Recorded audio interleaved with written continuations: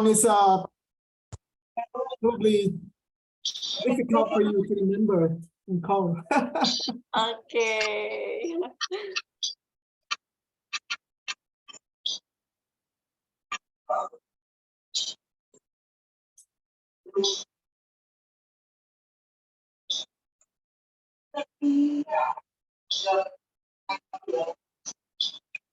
Oh, Ardika is not here.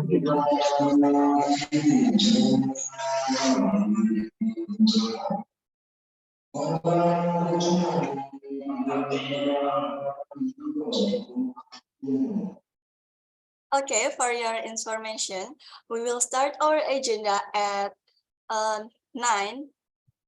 So who have not join for today, yang belum join dari teman-teman mahasiswa, silahkan langsung bergabung ya. Mengingat waktu kita tinggal 4 menit lagi, jadi silahkan bergabung. Dan bagi kalian yang bisa menyalakan kamera, silahkan nyalakan kameranya agar kita dapat menyimak materi secara seksama ya. Dan yang belum join, tolong diingatkan teman-temannya ya, mengingat waktunya tinggal 4 menit lagi. Thank you in advance.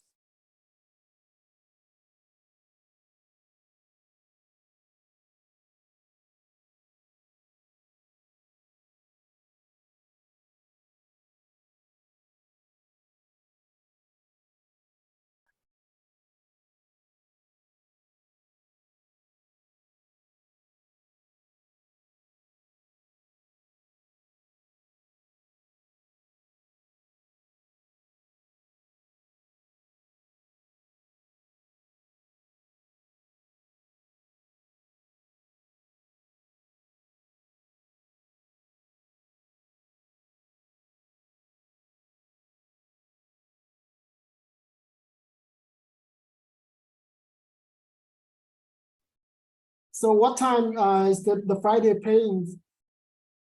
The Friday prayer at in your area today? It's on around 11:30 for the prayer. Same. So we have plenty of time, inshallah. Yeah. The same here. So just want to make sure. Yeah, just want to make sure that. Okay. Yeah. It's same time from Bangkok to Jakarta, right? So Yeah, it's we GMT have- plus we have yeah. different time zone. Yeah. Yeah, I live just close to the mosque, so I can just walk from my place to the mosque. So Oh, it's, Alhamdulillah. Alhamdulillah. Okay. Yeah. It's going to be fine. Okay. So your duhur time is 11:30 also, or Yeah. Normally. nowadays? Okay. But the bus start from 11:15. Oh, okay. It depends on how long the khutbah is going to be. Certainly. Yeah. I went to Bangkok in, I think, 2017. Oh, really? Yeah. Before the pandemic, right? Before pandemic, yes. You need to come here again. Inshallah. Yeah. Oh, yeah, inshallah. Yeah, Hardika. Hardika, assalamualaikum. Yeah, Hardika. hello, Mr. Man. I Sawadee think that you're not going to join today. Sawadee krab. Yeah, how's life going, Mr. Man? You're not in your office today, right?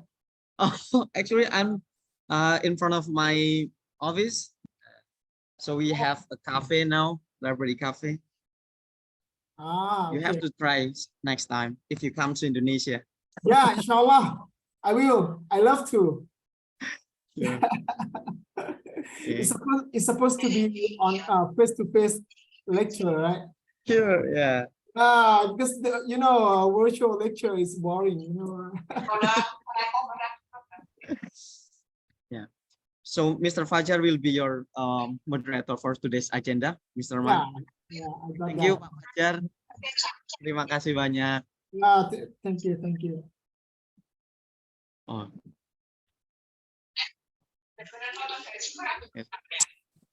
Miss Esa, it's around 9 o'clock. Maybe we can start. Yep. Okay. I will start. Bismillahirrahmanirrahim. Assalamualaikum warahmatullahi wabarakatuh. Waalaikumsalam warahmatullahi wabarakatuh. Good morning, everyone. My name is Esa Nanda Salsabila. It's a precious chance for me to be your master of ceremony on this very special occasion, digital transformation, technologies, and framework. First of all, let's say thanks to Allah Subhanahu wa Ta'ala, who has given us guidance, happiness, healthy, and mercy, so we can attend and participate in this special event without any obstacles. Praise and salutation upon our Prophet Muhammad Sallallahu Alaihi Wasallam, who had brought us to the path of light from the darkness in this life. I would like to welcome Mr. Teratran Sanyang as our guest speaker, Dr. Fajar Suryawan as our moderator today, Mr. Arif Setiawan, Head of Informatics Engineering Education Department, UMS, all of the lecturers and all of the audience. On this special morning, we have several agendas as follows. First, opening. Second, moderator introduction. Third, presentation from Mr. Teratran Sanyang. Fourth, Q&A. Fifth, photo session. The last is closing. Well, let's begin this event by reciting Basmalah. Bismillahirrahmanirrahim. Bismillahirrahmanirrahim. Move on to the next agenda is the main session who will guide by Dr. Fajar Suryawan. Dr. Fajar Suryawan received the Bachelor of Engineering degree in Electrical Engineering from Universitas Gadjah Mada, Yogyakarta. He continued to study master degree at the University of Newcastle, Australia, in the field of control and signal processing. He received his PhD from the School of Electrical Engineering and Computer Science at the University of Newcastle, Australia. His research interests include control system, signal processing, programmable logic, and information system. Joining Universitas Muhammadiyah Surakarta, Dr. Fajar once was assigned Head of Information Technology. Currently, he is with the Department of Electrical, was assigned Head of Information Technology. Currently, he is with the Department of Electrical Engineering at UMS and also serving as Head of Data Management and Ranking in UMS. In UMS International Office, he is also involved in a number of national level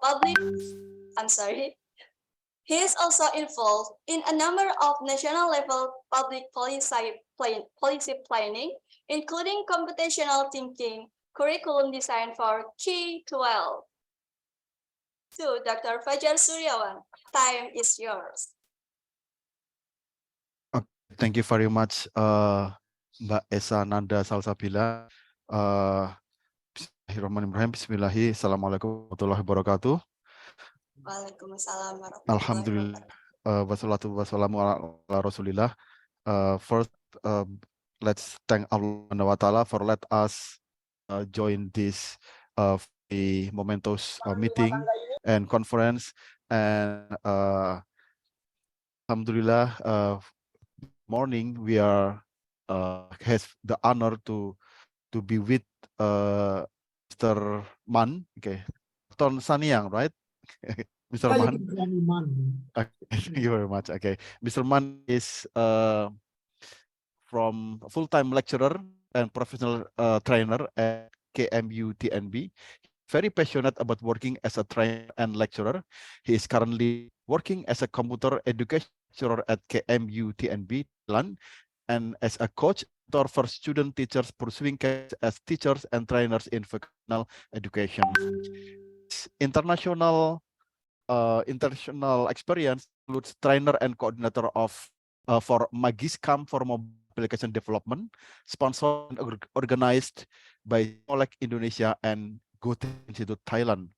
He was also a trainer and coordinator for e-learning development and digital content production project at Ministry of Education and Lao PDR, sponsored by MOFA Thailand.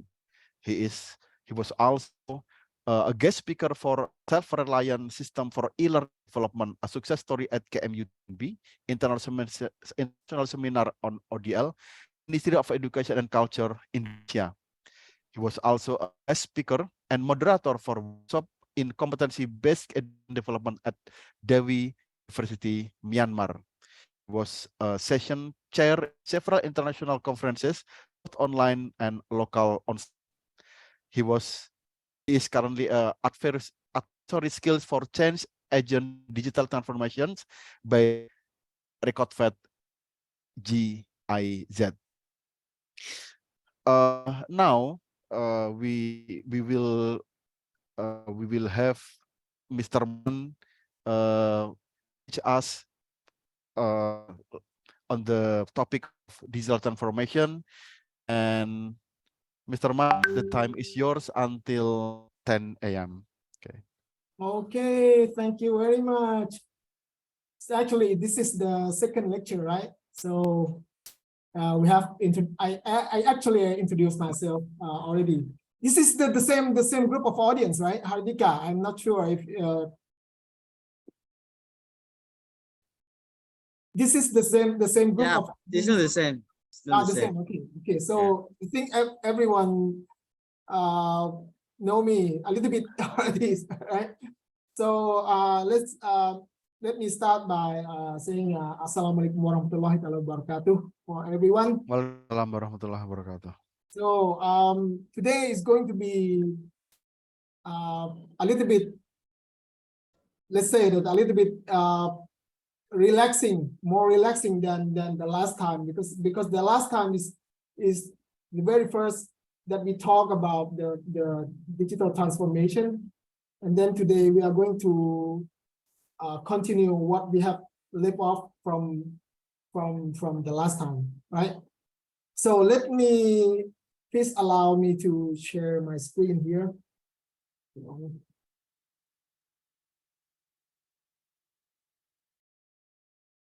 As I said, there's going to be the lecture 2, right? So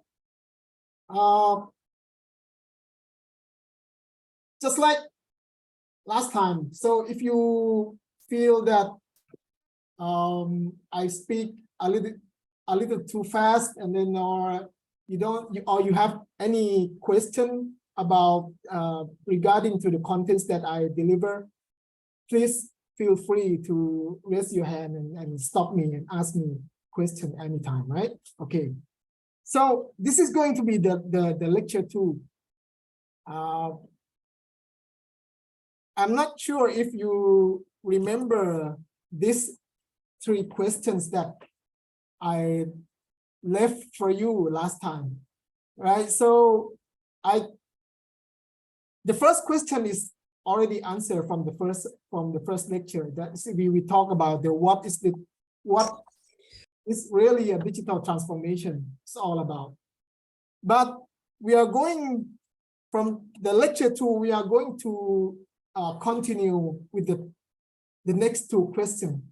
What is the digital transformation framework, and what is the importance? Why it is important for transforming your organization into the digital transformation?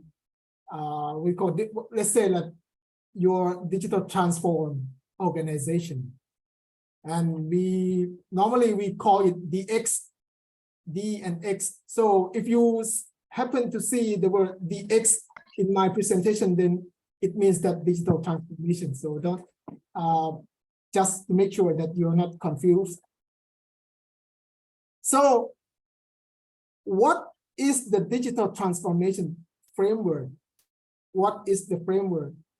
It's actually, when we talk about the framework, we talk about the guideline, we talk about the roadmap, we talk about something that will guide you to do something, to accomplish, to achieve something. So the framework is something that people already study, already research, and make it as a guideline for you to do something. So when we talk about digital transformation framework, of course, it is the guide will lead you to the successful digital transformation in your organization, right?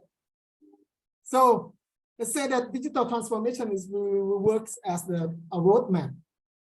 So it's actually the digital strategies that guide your business in a competitive, growing business landscape, let's say. So from the legacy, right, from the old organization, from the old business model, if you are going to do something digitally, if you are going to change it into your digital organization, then the framework is going to help you, to guide you to be there, to guide you to get there. Yeah, it's just as I said, that it's a guide, and then it's a reference point and basis of digital transformation project implementation. It aims to improve business processes digital optimization by identifying the goals of digitalization. So this is the example. It's actually, when we talk about frameworks, when we talk about anything, the guidelines for doing something, we have a bunch of them, because different schools of knowledge, this different organizations have different, what we call different experience. So this is the 6th dimension here, is just example that I took it from Jimmy Bowman. So we are going to focus on this one as an example. But actually, when we talk about the frameworks, you can take any framework. For example, if you Google digital transformation framework or DX frameworks, you get a bunch of them. You get many frameworks that you can use as a guideline for your organization transformation. But today we are going to talk about the Jimmy Bowman, because Jimmy Bowman is very easy to digest, very easy to understand for the beginners. For example, let's say that if we are all the beginner, not just you, me also, we are all the beginners of the digital transformation. So when we talk about the early stage of digital transformation, we are going to talk about the big picture, like people, we talk about the strategies, we talk about organization, we talk about culture, technology, and customer, and so on and so forth. So this is going to be the example of our framework today that we are going to talk about. And so why? The third question is that, what is the importance of the digital transformation framework? Why we need that? Why we need that for digitally transform our organization? Why? Can any of you answer the question? Oh, sorry, I forgot to mention that the handouts of this representation is also located at the same Google Drive that I shared last time. I will share the location again at the end of the presentation, so you can take a look at it after the lecture. So why we need it? See, it is a fact that digital transformation or digital change, comes with a high degree of failure. when we talk about digital transformation, you are prone to fail. You see that less than 30% of the companies succeeded. Less than 30%, it means that 20 something at best. So when we talk about digital transformation, it means that if you are not in a good hand, if you're not equipped with a good let's say a good guideline, a good roadmap, you are going probably 70%, you are going to be 70% that going to fail, going to face the failure of the digital transformation. Why? So we are going to talk about it. So when we talk about the good transformation framework, it helps to dismiss a myth that the digital transformation is not only about digitizing process. It's not just about choosing disruptive technologies. It's not that easy. It's not like, oh, okay, we are going to transform our organization, then we import all technology, all the emerging technology, all the state-of-the-art technology from shelf to our company, to our organization, and then we are going to be transformed. No, it's not that. It's not like that. It's not going to work like that. So when we talk about digital transformation, then it's not about digitizing process. It's not about buying a new equipment, buying a new technology. I think Thailand and Indonesia, we have the same what we call landscape, that we don't have what we call our own technology. Normally, like let's say at Thailand, 100% of Thailand context, 100% of our companies we import from the other countries, because we don't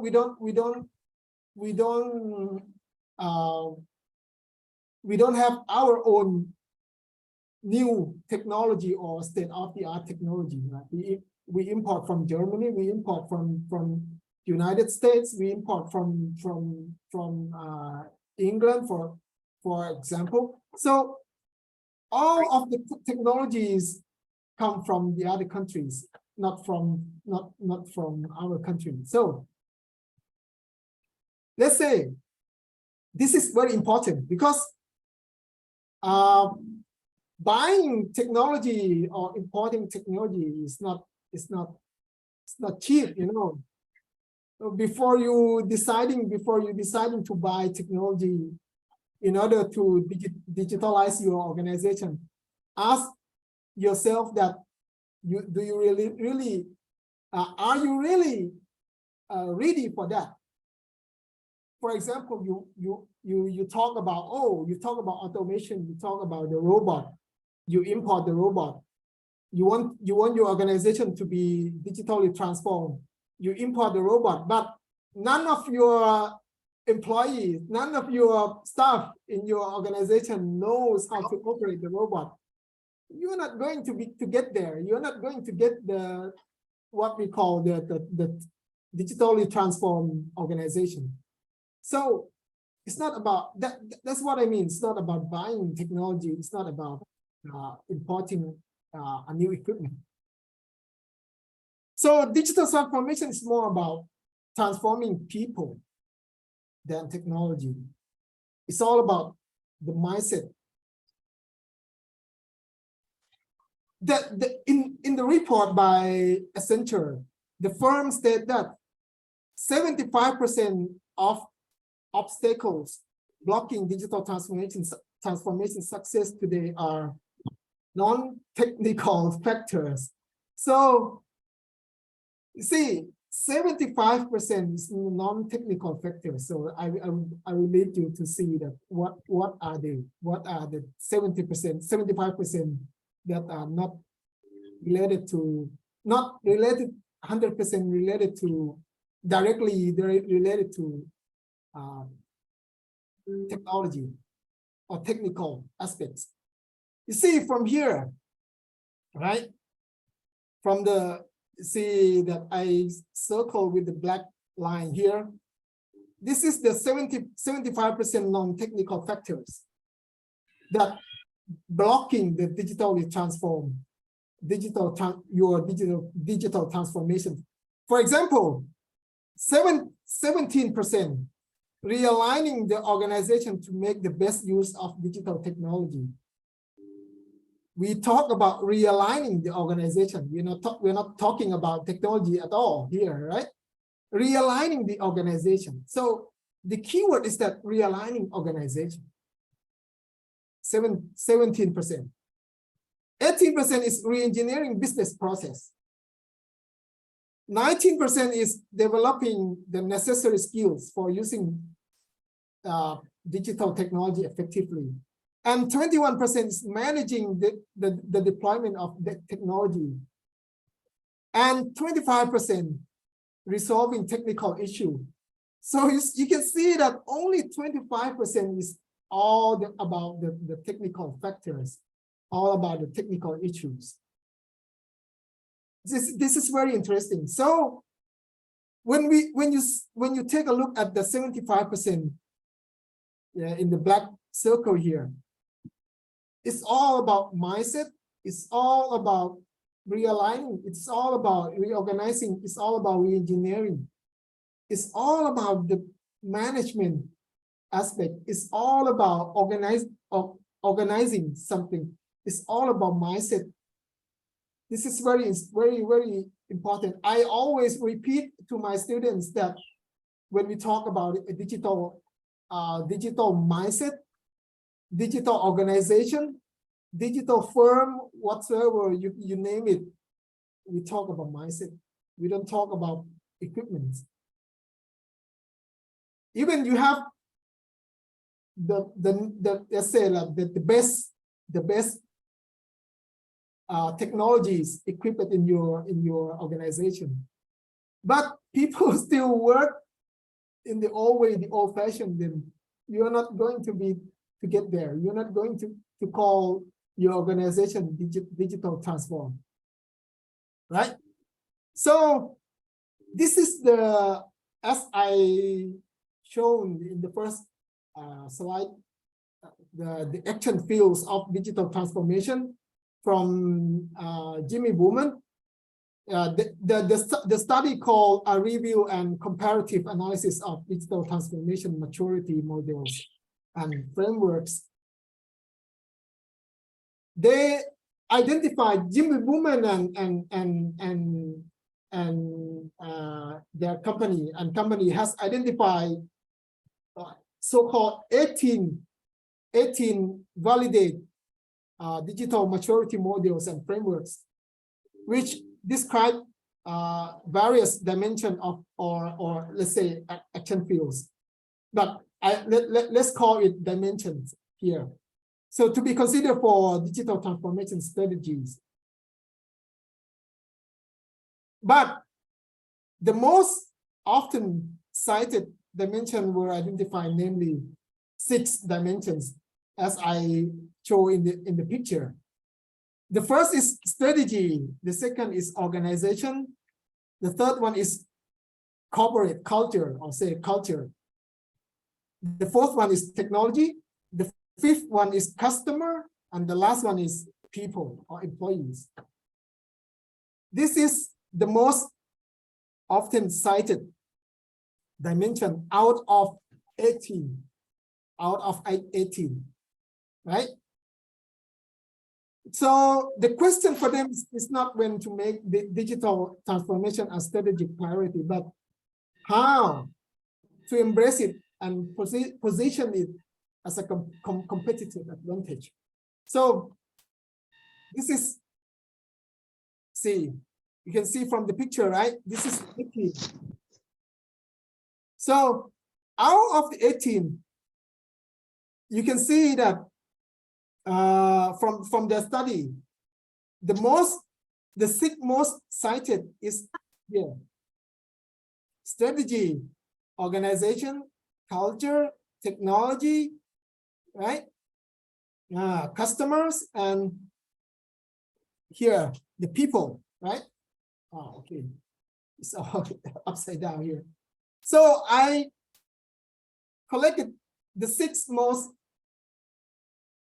cited here, the six most mentioned here, frequently cited. So let's say that from strategy, from organization, culture, technology, customer, and people. So we are going to talk about this as our example of the framework in order to guide you to digitally transform your organization, right?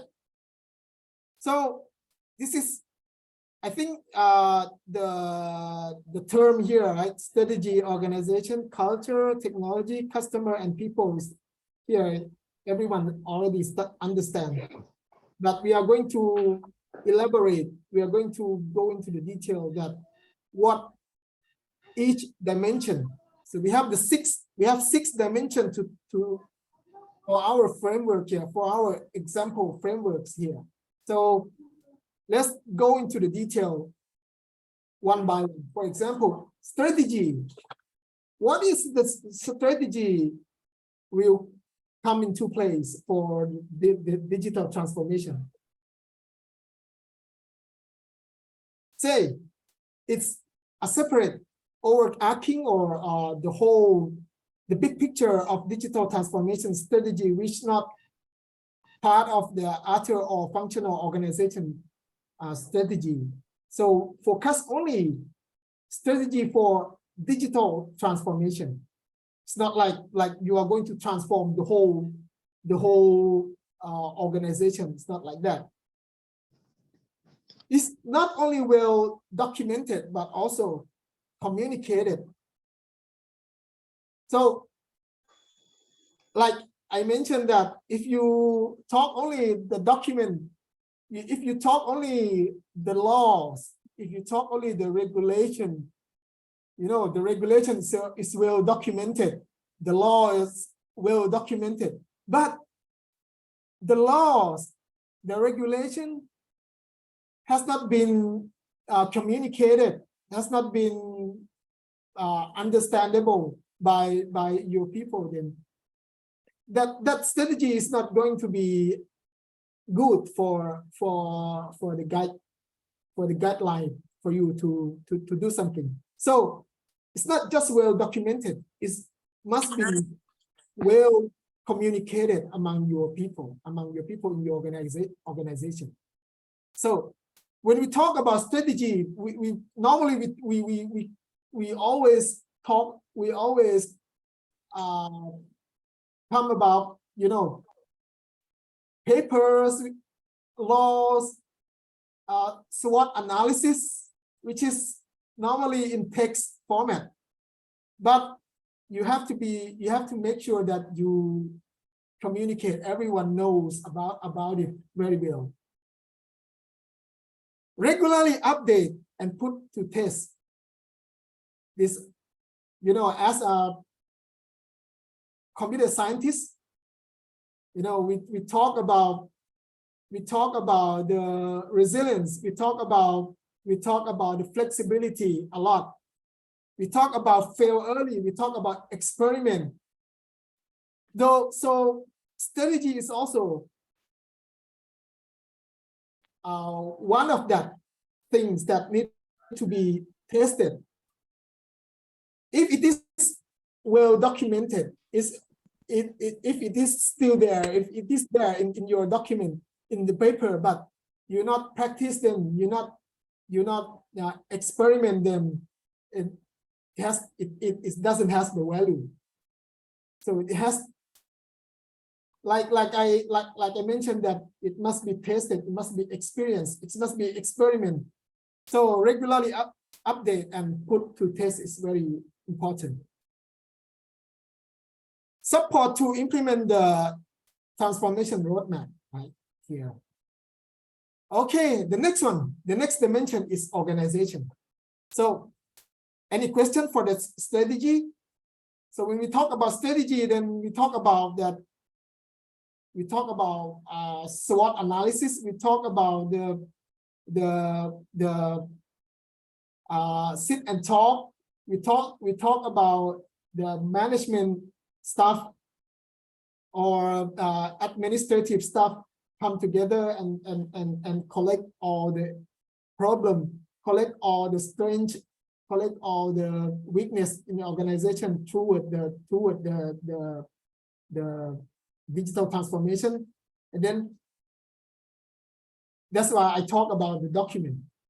Even though it is well documented, you must be well communicate too, right? This is the strategy. Organization, what about the organization? The organization is, you must embrace a collaborative and partnership with various stakeholders. When we talk about stakeholders, what comes into your mind? Stakeholders. Not just your people in your organization, not just the company you have contact with, but also the customers, right? So when we talk about organization, customer is also part of them. Customer is also part of them. Even though the customer is one of the dimension, but when we talk about organization, we talk about the partnership with the various stakeholders, right? Organization should move away from what we call hierarchies. When we talk about hierarchy, we talk about top-down, right? We talk about top-down management. If you take a look at the new new computer firms or digital firms nowadays, you see the organization is more flat. The topology with what we call the people topology is more like it's going to be flattened. Like everyone has equal or the same priorities. Everyone have the same level, but different duties. You know, they know what they have to do. They know what they need to do. So they don't ask for the top level to do something. They know their duty. So the organization is more going to be flattened. If you have a chance to visit the companies, the new company like Google, Amazon, or Starbucks, you see that most of them have a topology of a flat organizations. They don't value the top down or hierarchy topology anymore, right? So it must be a leaner and flatter organization for greater agility, faster decision making. Like I mentioned, that people knows what to do. They don't have to ask for the top level for doing something, because it takes time. Especially in some, I want to tell you the problem of the Thailand situation or Thailand context. Especially in my university, like 10 years ago, people always fear of doing something, so they normally ask the boss before doing something. So if you always ask the boss for doing something, then you're not going to be competitive. Don't call yourself competitive in that we call the fast-paced world, the fast-paced digital world. Yes, this is the most related to our what we call the computer related digital firm, because normally we have the cross-functional teams, right? We have the developers, we have the IT experts, we have the designers, and also the product owners, right? We talk about the sprint, we talk about the agile, we talk about the agile methodology, we talk about the agility of our organization. So yeah, this is the cross-functional teams. We problem solving by prioritizing customers' requirement above everything else, right? So customers is the center of everything. I'm not sure if you have Dr. Fajar, do we have any class or any course that we talk about the design thinking in your department? Yeah, design thinking, I think that the new course, no like a dedicated for that part concept, but some lecturer put that in their specific course. For example, in like what was that science or system analysis and design, when students are learning to build information course, there will be like a system thinking, but not as a specific course. Yeah. I see. Okay. I think then that's good. That's great, because when I talk about design thinking, then we talk about empathizing.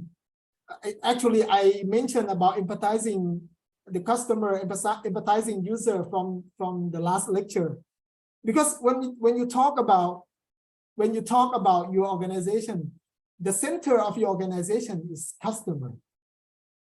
Imagine that, okay, we are working in university, right? Both of us, KMU TNB and also UMS is university, right?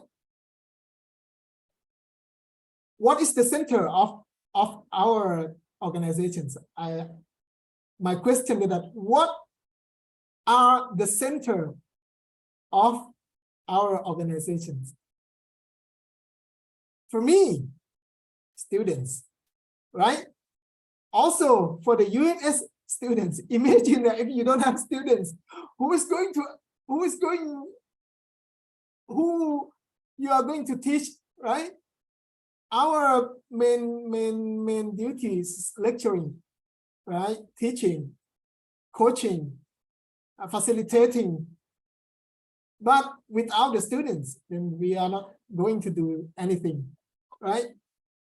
Even the research, because we as for example, like my university, KMU TNB, we are not 100% research university. We probably like just only 30%, 20 or 30% research university. 70% of our duty is teaching, coaching, training. So yeah, imagine that what is the center of your organization? Our organization is that our students, right? So customer, our student is our customer. Okay, the third dimension is culture.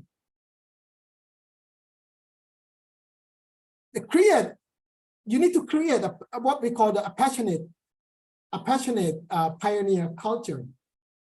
This is very, very challenging, right? Passionate pioneer culture, like allowing to pursue ideas in interdisciplinary and decentralized way of organizing their own activities. It means that you more open. When we talk about culture, we talk about mindset, right? We talk about the way of thinking. That's why you need to embrace the what we call the decentralized or disciplinary. You are more open. You don't like self-centered anymore. Right? Boss is not the best decision maker anymore for the organization, for this culture. So you need to be more open. You need to value soft skills in leaders more than technical strength. Because technical strengths you can hire anyone, you can hire people who knows well about the technical stuff.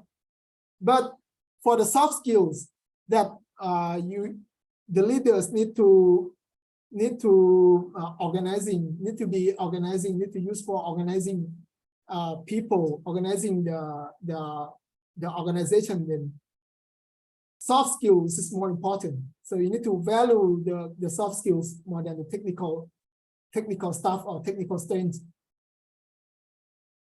Fail forward culture.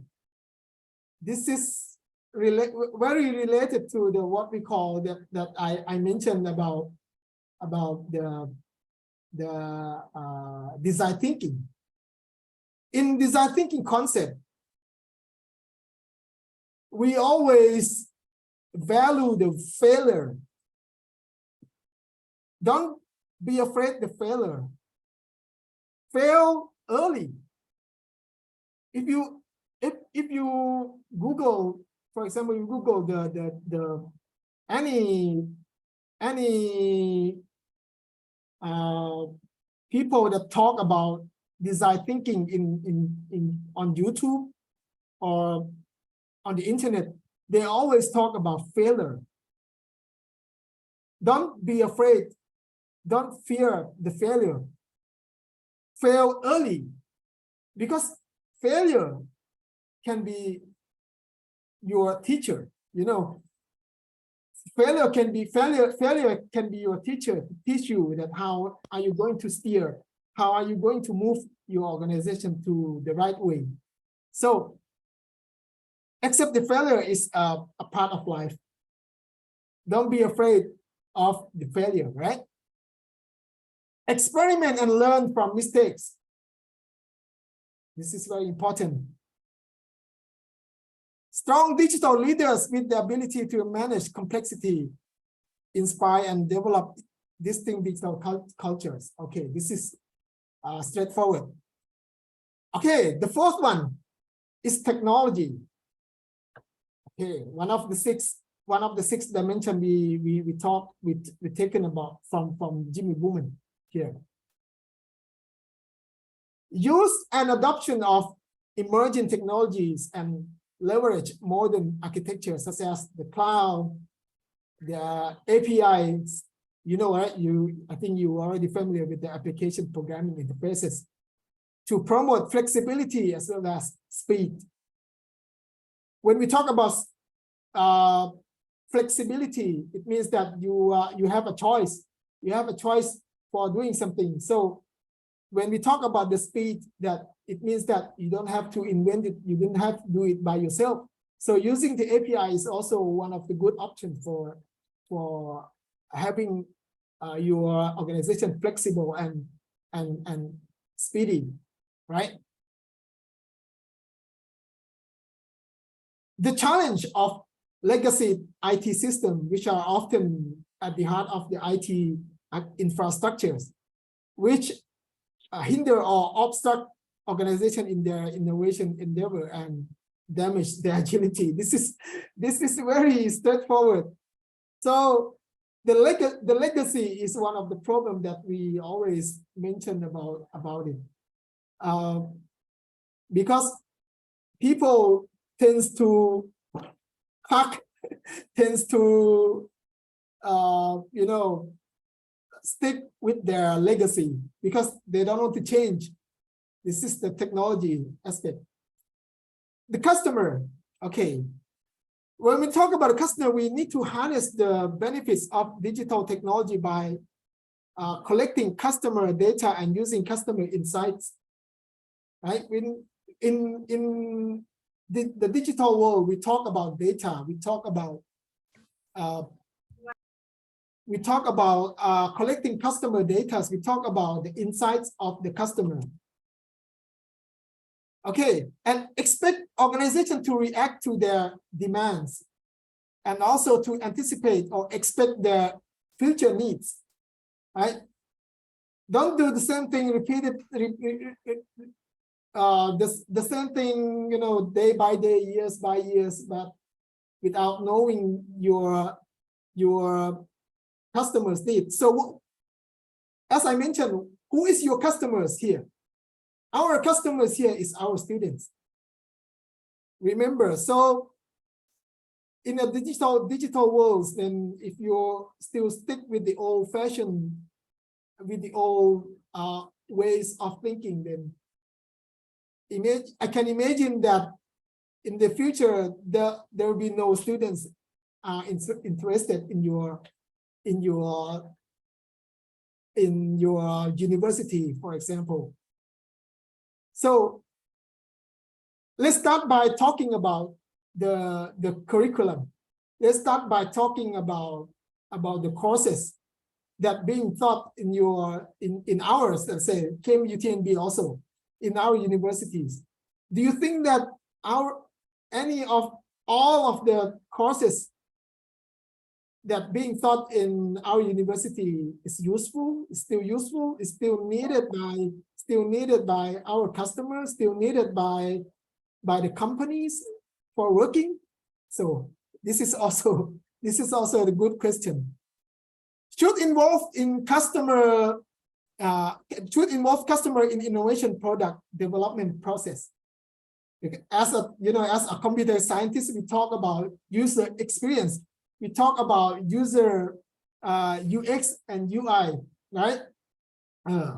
And we talk about what we call design thinking. What is the first step of design thinking? If you know about design thinking, the first step of design thinking is empathizing the customer, empathizing user, knows what the users want, knows what your customers want. That is the design thinking. For example, if you want to design a wallet, right? Wallet, or if you want to design, for example, a tumbler, right? Like this, the tumbler, the bottle, water bottle. How are you going to not design the final product like this? It's not like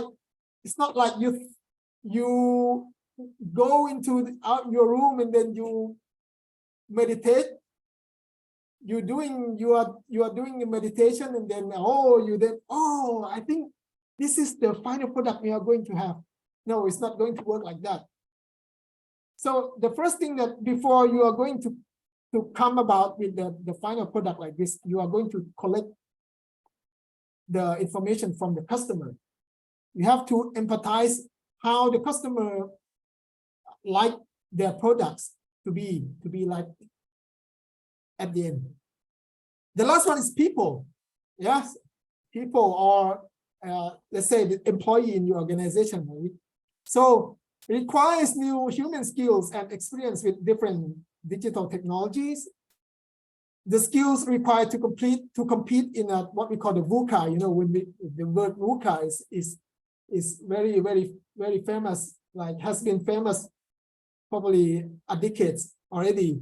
When we talk about VUCA, we talk about volatile, we talk about uncertain, we talk about complex and ambiguous, right? So you cannot predict that how the society is going to be like in 5 years. Let's say that I cannot even predict that what digital will change our world in 5 years. Last time we talked about the digital disruption, right? How the digital world disrupt the old technology, the old legacy system. Then VUCA, when we talk about VUCA, we talk about the disruption, right? The volatile, uncertain, complex, and ambiguous world. Increasing skills demand for cognitive ability, system skill, and complex problem-solving skills, and also provide the employee with resources and training opportunities to develop digital intelligence. So this is people, when we talk about people. Yeah, that's all the 6 dimensions from Jimmy Bowman and Mark K. Peters. His fellow is his fellow is Mark K. Peters. So these 2 guys, I took the framework, this example framework from these 2 guys, Jimmy Bowman. But let's say that I mentioned only Mr. Jimmy Bowman then, because when we talk about the framework from Jimmy Bowman, then Jimmy Bowman used very easy framework. They use the strategy, organization, culture, technology, customer, people dimension here. See, you see that you probably need only don't have the long what we call the long plan, the long-term plan. Like probably you need to update every 3 or 5 years. I don't know if 5 years is too long for you, probably 3. In the future, probably 2 or 3 years is long enough for you to be updated your strategy, right? So this is not going to be one time. This is not going to be one-time strategy. It's going to be repetitive. Every 5 years, for example, the longest is 5 years. But it's going to be shortened next, in the future, probably 2 or 3 years, then you need to reconsider how you are going to change your strategies in order to be competitive enough, let's say competitive enough to exist in your VUCA world, Yeah, this is the example of the frameworks that being mentioned nowadays. But this is, from the last year, probably in 2022 or 2023, next year, we have probably the new frameworks. But since all of them is a paid framework, so I don't have the access to go into them. But you can probably, if you can Google and then you can get the access from the framework here, you can share among yourself, among your team. This is the 10 business domains that talk in the frameworks, like business design. You see, business design is the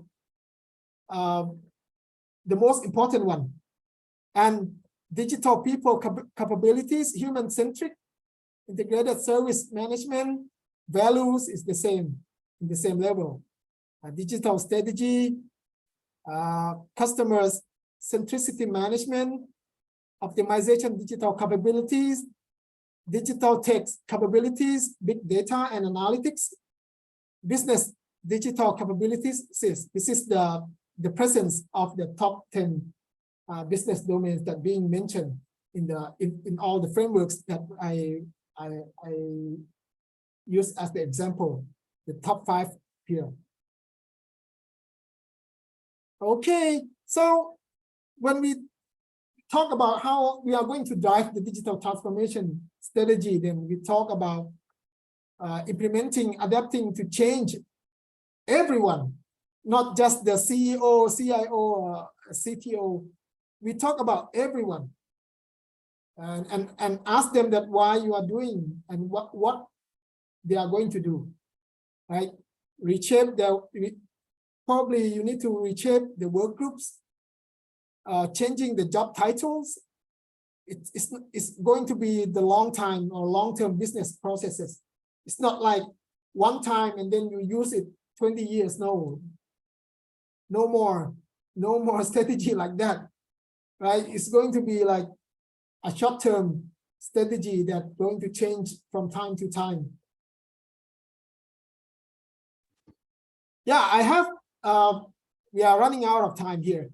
I have what we call the must-have or most vital business subdomains that are mandatory for the digital transformation here.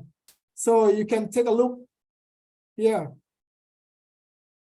All the 11 example of the subdomains that are mandatory for the digital transformation. For example, digital first leadership, digital strategy, business design, customer centricity management, people digital capabilities, business digital capabilities, optimization digital capabilities, transformation management, and also the platform for the digital technology capabilities, like social media, like mobile or mobilities, big data or data analytics. This is the must-have, the most vital business subdomain that are essential or mandatory for the digital transformation.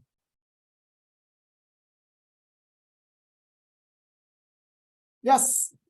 So when we talk about the digital strategy challenges, it's the game changer and the legacy. You know, digital transformation is a competitive game changer that raises creativity, revenues, efficiency, and profitability. Transformation is, however, an immense undertaking. All the initiatives requires departure from traditional operating models and legacies, and move into the using or leveraging new tools and technologies, as well as ecosystems and technology platform to deliver enhanced products and services. Right? This is the heart of the what we call strategy for digital transformation.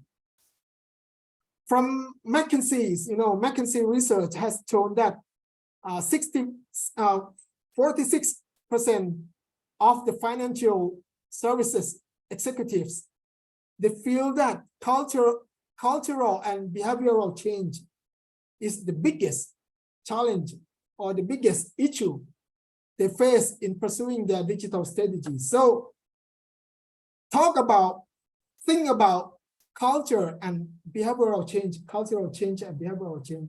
First, put technology probably the last thing you want to think about, because I think technology is easiest. If you have money, you can buy technology. If you have money, you can buy the new equipment. But money cannot buy the way of thinking. Money cannot buy the mindset. It takes time, right? Oh, okay. This is the last slide that I'm going to mention. The three groups of employees that tend to slow your digital transformation, right? The first group is old-timers. Okay, I think I consider myself, I'm consider myself as an old-timer too, because I'm nearly half a century already. My age is half a century already. So I 48 already here. But you are an old-timer in terms of age, in terms of your age, but you are not an old-timer in terms of thinking. You always keep your pace, with the new ways of thinking. As a computer scientist, I don't think that you are going to survive in the world of changing pace, the fast pace, if you stick with the old-timer thinking, or stick with the legacy. So for the management staff, they don't care, right? They don't care. They didn't grow up with this technology, and they will never get it. This is very challenging, right? So how are you going to cope with, how are you going to deal with the old-timers? It's going to be challenging for you. For the employee, they say, oh, I don't need it. I don't need to be a part of the digital. It doesn't concern me at all. I love doing the old stuff. I love doing the old ways that I have been doing for years. I have been doing for decades. I don't have anything to contribute here. I don't have any knowledge. They say, oh, don't ask me about the digital because I have nothing to do with the digital. Then I love the typewriting. I love the typewriters here. So I feel comfortable with using the typewriters here. So don't talk about the computers. Don't talk about the word processing with me like that. So this is the old-timers that going to be obstacles, going to be the tend to slow your digital transformation. So I would like to talk about like this one. I think most of you here, most of the students here are digital native, right? We talk about digital native because you were born with the digital world. But for the old-timer, in order to survive in the digital world, then you need to migrate. You need to move from the old ways of thinking, like the analog. You need to move from analog to digital. That's why we call the old-timers who knows well about the digital, we call digital migrants, right? But I think most of you here are digital natives. So I don't think that you have a problem with the digital minds. But for people like me, like 40 something above, they always stick with the old ways of thinking because they are digital migrants, right? Or let's say the worst case that they are not digital, they don't have digital mindset at all. They still stick with the analog world. That is the worst thing. By the book players, people who always talk about the rules, the regulations, and they don't step outside of their safe zones. For example, here, the lone wolves. This is a very good example, especially, you know, people who always stick with working with themselves, working alone in their own world. But when we talk about digital transformation, we talk about collaborating with the stakeholders.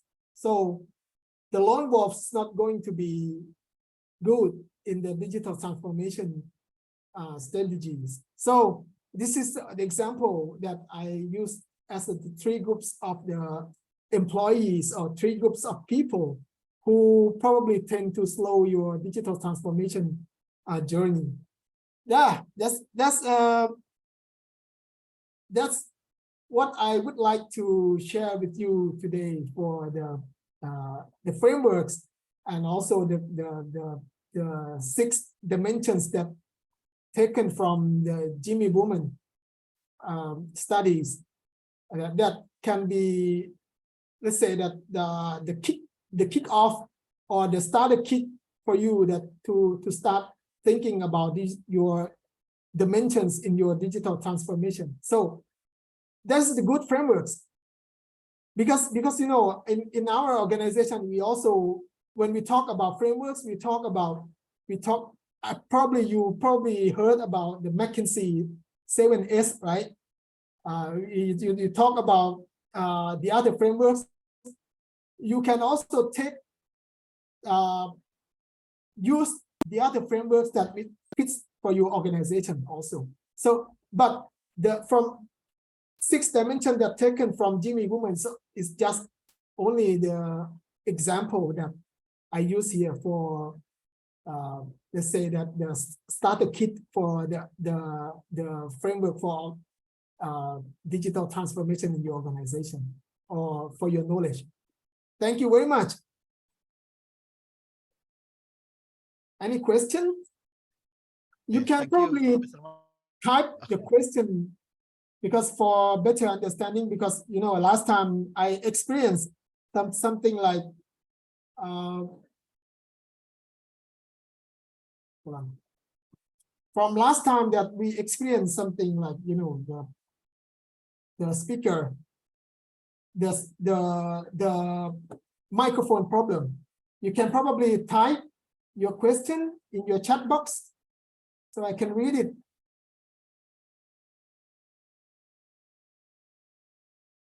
Okay, thank I impressive and very presentation, and for our here as a lecturer, as a admin in this university, full and also very useful student as well. Maybe they will employ in their future place, inshallah. Is there any the audience from the student or maybe lecturers? Ada pertanyaan mungkin dari bisa disampaikan atau di chat ya. Kan kalau ada pertanyaan.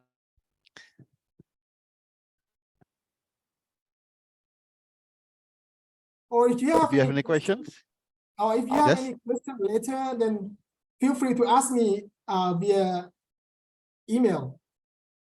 Send me email, ask me anything about digital transformation, and especially what we have done at King Mongkut University of Technology, North Bangkok, or KMUTNB. It's my pleasure to share our experience with you. Okay. Great, thank you, Mr. Man. While we are waiting for questions, I have question, Mr. Man.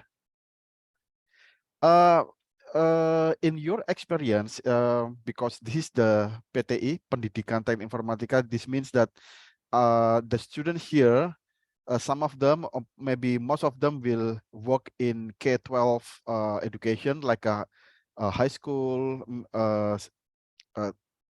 elementary school, and so on. And what kind of digital transformations in you that these schools underwent, like maybe in this high school they do things like in the old way and they want to transform into the new way in that school, and what is some of the best practice that is going in Thailand, for example. Could you explain, could you elaborate this, Mr. Man? Thank you very much. Okay, very good. I think we are in the same boat because most of my students also work in the K-12 like schools, or even in what we call the technical vocational or vocational schools. So the problem is that we have from the what we call the basement to the top ceiling, or to the rooftop. But what we call the basement is that when we talk about digital transformation in the K-12, or let's say the elementary school, the primary school, elementary school, then we always face the problem of the people. The people is the most important thing that we have been facing, because the mindset. Let me share the experience from the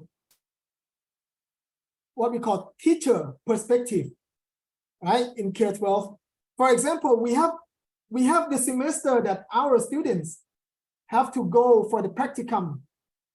You know, our students have to practice their teaching in the schools. And then most of the school in Thailand, most of the elementary school in Thailand occupied by the old timers, occupied by the old teachers. So it's the problem of the gap, the gap between, for example, if my students is probably they are from the generation Z, but they have to work with the baby boomers, So there's a gap between them that they when they talk about Google applications, when they talk about Google Drive, the teachers are, why do we need the Google Drives? Why do we need that?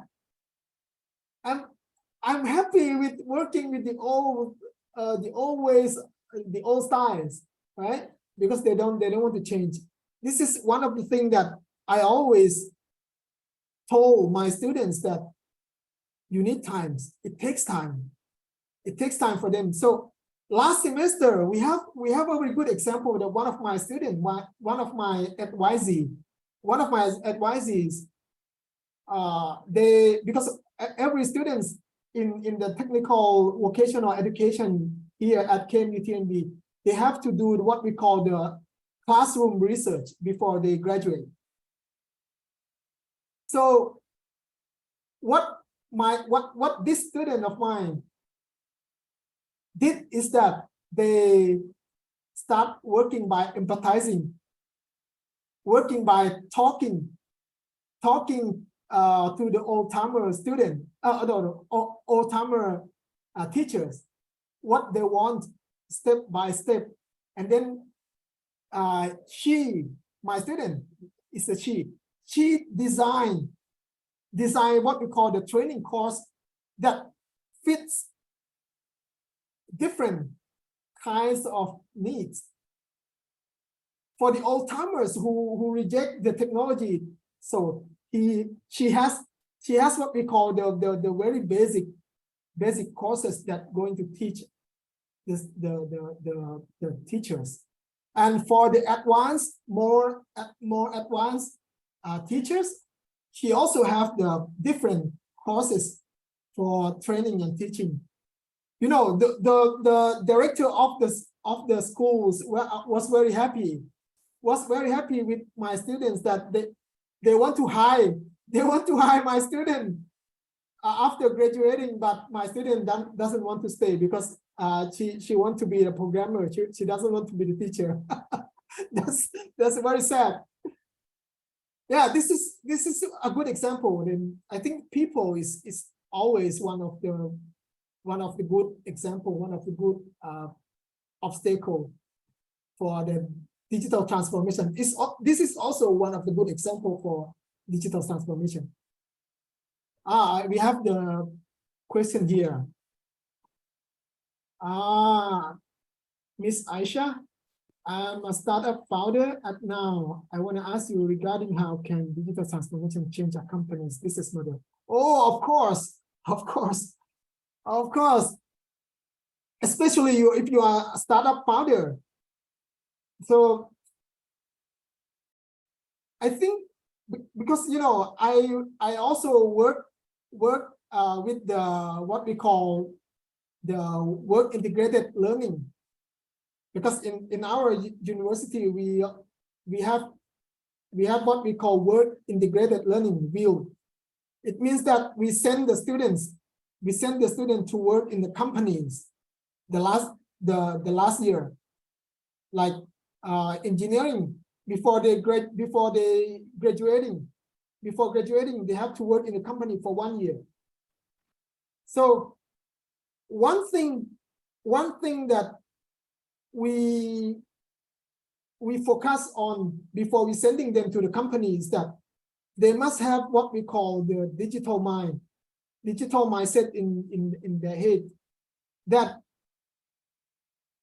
people's, like I mentioned in my lecture, is that we talk about the resilience, we talk about the flattened organization, we talk about we're not going to value hierarchies anymore. So when we talk, if you want to want to found the startup company, then imagine, I want to warn you, I want to tell you that hierarchy is not going to work for the startup company. People topology in startup company is going to be more flattened. It's going to be flat. It's going to be, competitive in their own section, in their own duties. They don't talk about asking people. They don't. If, for example, one of the companies that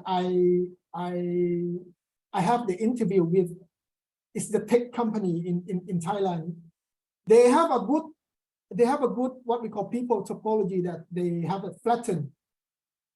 Every employee in their company knows that when they supposed to resign from their work, they don't have to ask their boss. They don't have to ask the top level. When they feel like, oh, okay, I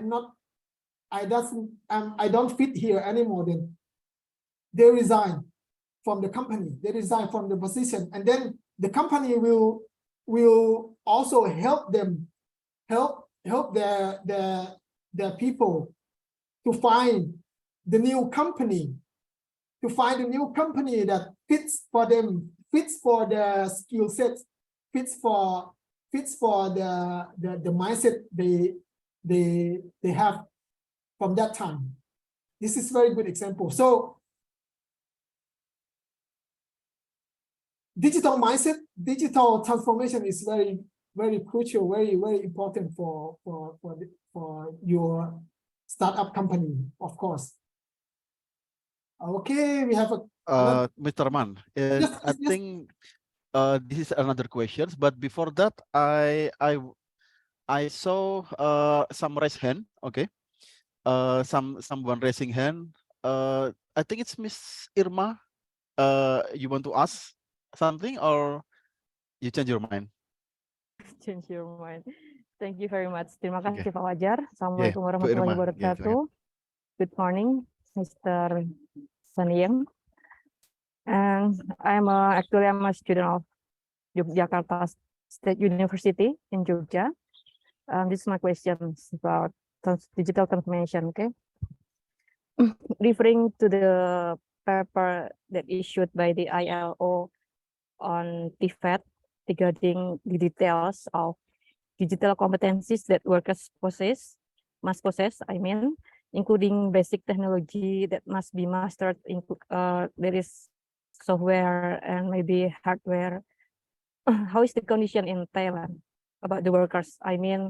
What is the basic competence must be possessed by the worker in Thailand? And the second one is about, have you ever heard about engineering thinking or computational thinking? Maybe you could share your idea about it. Thank you very much. Okay. The first question is, you are talking about, can you probably Dr. Fajar, can you repeat it again? About digital competence that's issued by the ILO on TIFAD. Okay. So you want to hear, you want me to share for the Thai context, right? The Thailand context. Yeah, and in Thai. Yeah.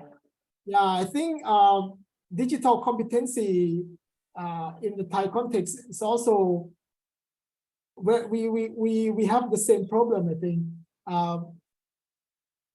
Let me share from my perspective, from the Faculty of Technical Education, because we are from the education schools of education, right?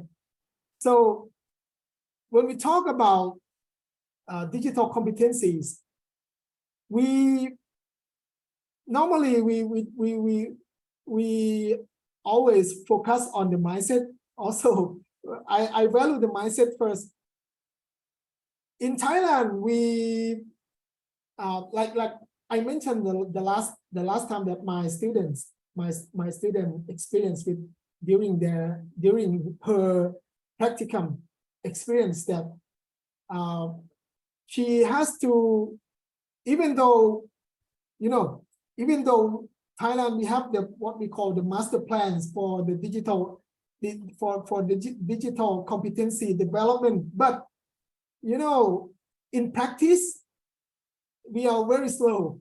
We are very slow because we have to deal with the analog mindset of the people. We have to deal with what we call people who always don't want to change, right? So I think planting or raising awareness is the most important for people in education. So most of the teacher at the technical education school here in Thailand, we always focus on awareness. We always talk about in 5 years. Imagine in 5 years, what are you going to position yourself in 5 years if you don't change yourself? For example, like as a teacher here, for me, I'm a teacher, I'm a trainer. Imagine in 5 years, in 10 years, if I still teach the same thing, if I still teach the same subject that companies or industry don't use anymore. Imagine that. Who is going to participate in your lecture? Who is going to want to study in your university? So that's why. So when we talk about digital competency, we talk the whole picture. We talk about that. What is the real skill set that required from the companies? Skill set that required from the industry in terms of digital competency. So we don't take from like, oh, we have the good framework from Germany. No, the good framework, the best framework from Germany probably doesn't fit it for Thai context, right? So we go ask for the companies, we ask for the industry that what is the real needs, what is the real essential needs, competency that really needs in your companies. Then we shape it from there. We empathize everyone. We empathize the companies. We empathize industry, for example. Yeah. Thank you very much, Dr. Man. I hope that answer is any more question, Dr. Irma? This is Yes, I remember that there's a place that's so amazing there in Thailand. It's the True Digital Parks, and I think that's a nice place to telling people about digital, what is digital, and how the culture is, something like that. Thank you very much. okay. Yeah, I think I think Indonesia and Thailand, we share something similar, something in common. We have not something. I think many things in common. Indonesia and Thailand. We have been a developing countries for decades, right? So yeah, Thailand is still developing countries. We're not there yet. We're not like developed country yet. So we have so many things that to do. We have so many. We also, we take so many cases from our ASEAN country like Indonesia, like Malaysia, like Singapore, Brunei Darussalam, for example, especially in terms of TVET, technical and vocational education, because we are from the special school from technical, that called technical and and vocational education. Yeah, okay. We have another question here. Nur Safitri? Rike Nur Safitri, yes. Yeah. Permission to how to implement digital transformation so that people who are still left behind in digital transformation can balance their knowledge. Thank you. Yeah, I think empathizing. I always value the words empathizing. Empathizing. I always, I'm teaching computer programming. I'm teaching database technology, but the first lecture of my computer programming, the first lecture of my database technology is design thinking. Because I value the design thinking, I value the customer. Who you are going to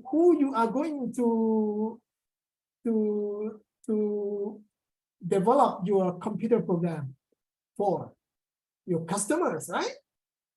Who you are going to develop your database for? Your customers, right?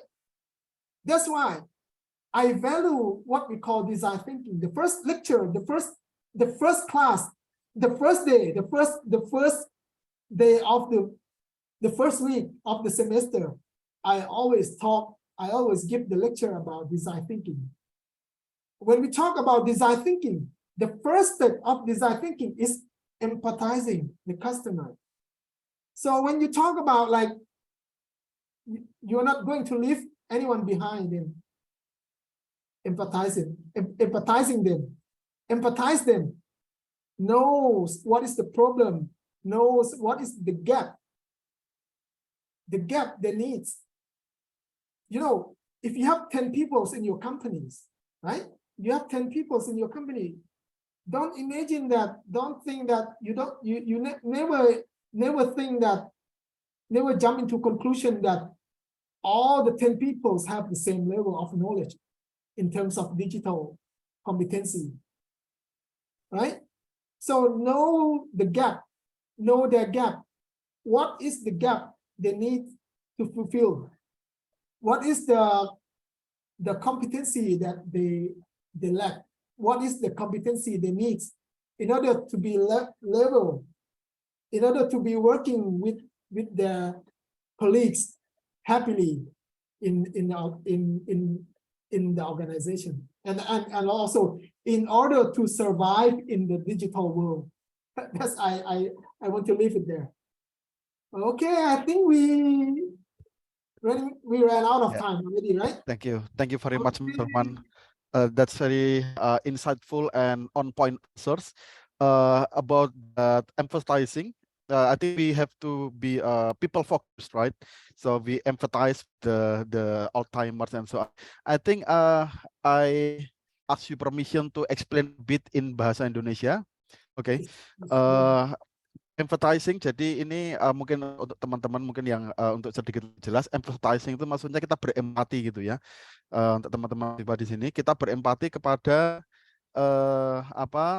orang-orang yang mungkin kata pertanyaannya itu left behind. Jadi yang sedikit kita nilai dia, oh ini agak tertinggal sedikit, mungkin dia harus mempunyai tantangan, dia nggak begitu akrab dengan teknologi dan sebagainya, seperti guru yang mungkin sudah sedikit lebih senior, itu mungkin kita harus berempati ya, melihat oh mereka tidak tumbuh dengan teknologi ini, sehingga dari sana kita bisa mendesain tadi ya, mendesain training untuk agar lebih agar mereka bisa lebih siap on board untuk naik ke digital transformasi digital ini. Jadi tadi yang ditekankan empathize itu bisa kita terjemahkan kita berempati, mengerti permasalahan orang-orang gitu ya, baik itu customer maupun nanti employee yang sesama employee yang nanti akan kita ajak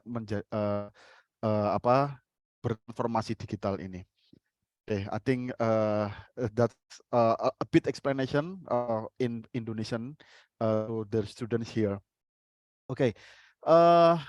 We indeed running out of time, and again, from me personally, I thank you very much, Mr. Man, for the insightful and very exciting discussion and presentation. I relinquish the time for the time to Miss Ella, please. Okay. Thank you very much, Dr. Fajar Suryawan and Mr. Chereton Sanyeng for the amazing presentation. Okay, the next agenda is photo session. Mungkin Mas Fanani bisa mengarahkan, bisa dimulai ya. For all participant, untuk semua yang berpartisipasi di sini, silahkan on kamera ya. Kita take foto together. Oke, silahkan dinyalakan, silahkan siap-siap dulu ya.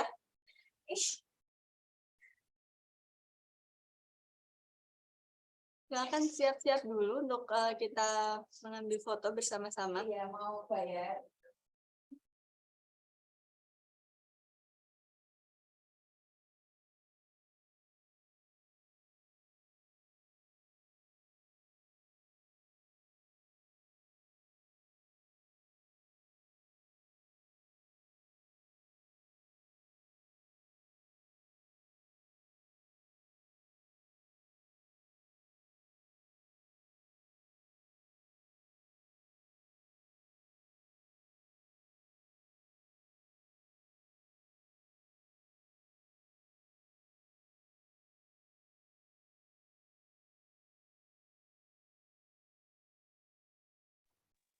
Yuk teman-teman yang belum, yuk segera. Rekening itu kan UMS bekerja sama dengan kalau terkait pembayaran bisa langsung ke bank. Kalau operator bisa diajukan ke BAK anggota administrasi keuangan. Kalau SSU bisa diurus. Oke, cek. Fanani udah siap?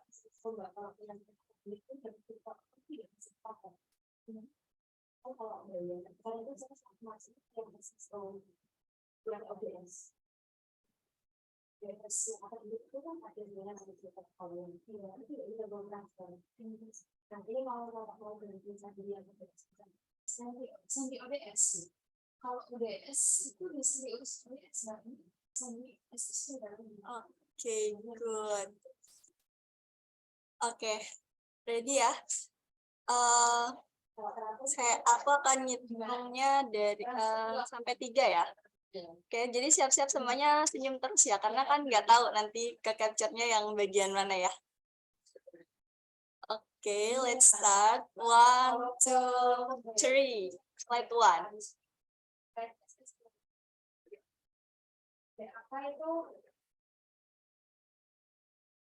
Oke, slide 2. 1, 2, 3. Bisa ke lantai 4.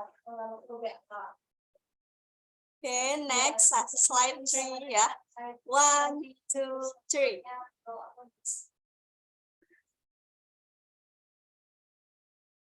Okay, at the last fourth slide. 1, 2, 3.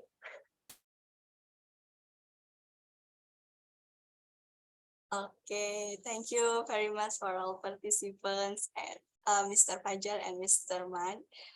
Okay, finally we come to the end of this event. To close this event, let's reciting Hamdalah. Alhamdulillahirabbil alamin. Alhamdulillahirabbil alamin. Well, thank you very much for coming and your nice attention. Wassalamualaikum warahmatullahi wabarakatuh. Waalaikumsalam warahmatullahi wabarakatuh. Thank you, Mr. Man. ขอบคุณครับ ขอบคุณครับ See you next time, probably in Indonesia, inshallah. Okay, Insya- sure. See you next time, inshallah. Yeah. Next year, because this on November. Thank you. Thank you. Bu Irma. Thank you, Mbak Sami-sami, Pak Esa. Fajar. Ya, teman-teman juga ya, banyak yang off cam ya. Kayaknya nanti bikin tugas buat summary deh, belum di-share bahannya ya. Makasih banyak Pak Fajar, silahkan dilanjutkan. Ya, makasih Bu Nanti Irma. saya kesana Ya. loh Pak ya. Untuk teman-teman jangan lupa absen dulu ya. Absennya ada di kolom chat. Jadi silahkan isi absennya dulu ya. Jangan lupa di copy dulu. Presensinya untuk sertifikasi juga ya.